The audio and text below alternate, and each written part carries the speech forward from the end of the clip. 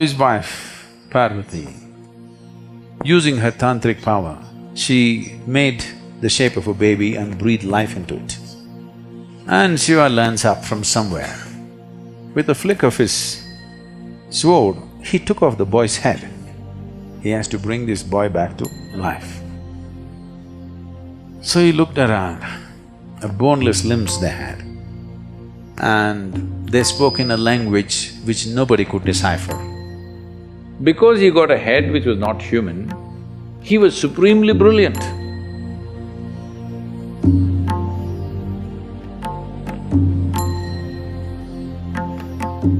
So Manasarovar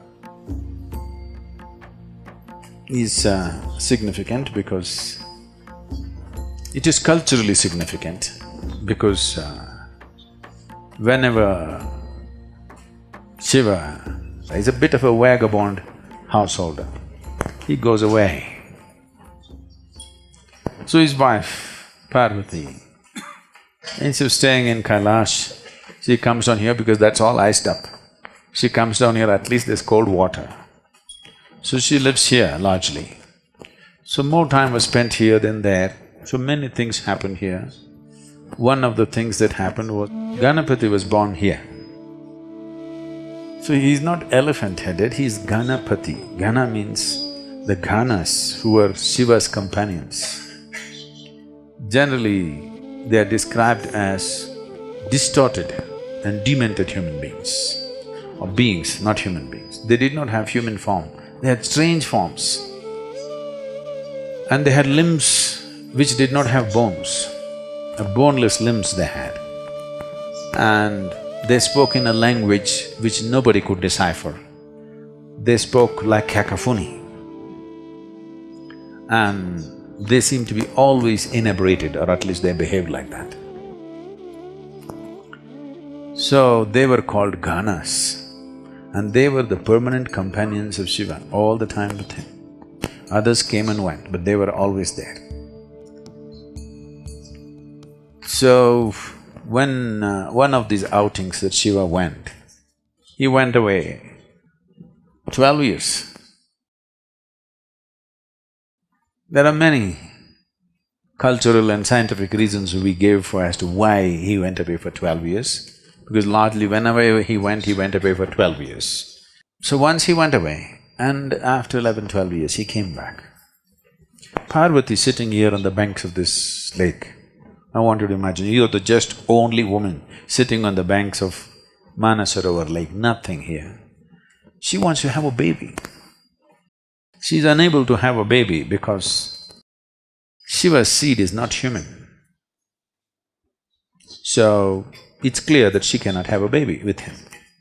But when she's alone, when she's with him, she's fine. When he's gone for long periods, her maternal instincts took over, she wants to have a baby. So one day, she smeared herself with sandal paste head to toe, waited for a period of time, then slowly peeled off all the sandal paste. When you do this, a certain amount of your skin or your cells will come away. Making use of this, using her tantric power, she made the shape of a baby and breathed life into it. A nice little boy came, and she was very happy in the company of this boy, and he grew up, just the two of them, nobody. And Shiva lands up from somewhere, nobody knows where he goes. Him and his friends land up, full, all inebriated and happy, come to see his wife. He's that kind. And Parvati wants to have bath.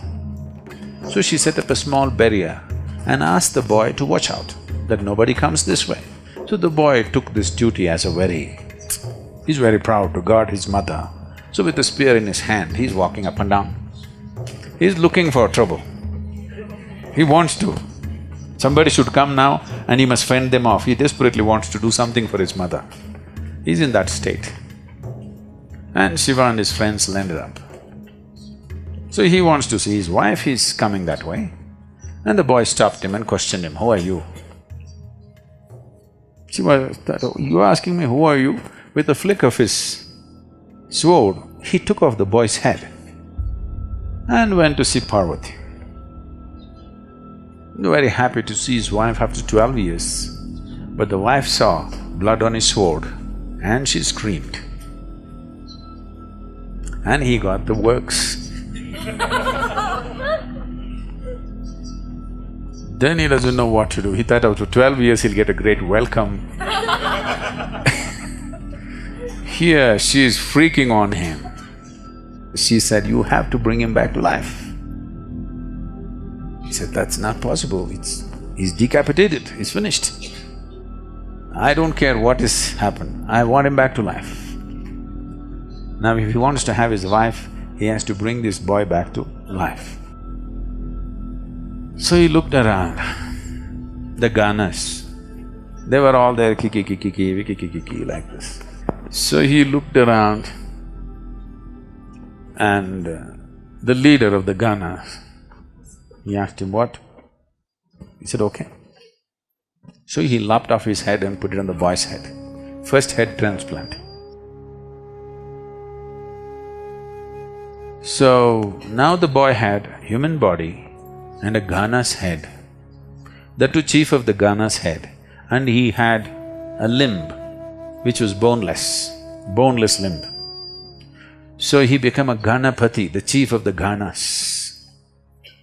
Somewhere down the line, artists from Sivakasi in Tamil Nadu, because they had never seen a gana but the place was full of elephants, a boneless limb means they could not imagine beyond an elephant.